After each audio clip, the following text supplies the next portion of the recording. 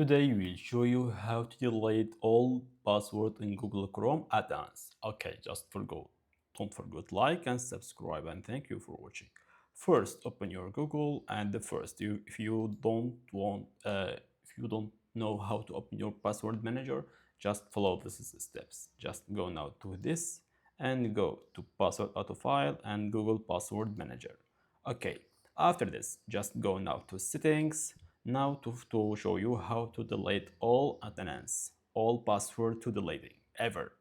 Just now go to settings, and here you will be delete all Google password manager data, like a password, like a passkey, and other data will be permanently deleted from Google Chrome manager, from Google password manager. Sorry guys. Okay, if you need to delete all, just click like this, like delete data all of them. And if you just only delete only one, just go here and click only delete, and will be just delete only one. But now to delete all of them, just like this, we have only one password in our password.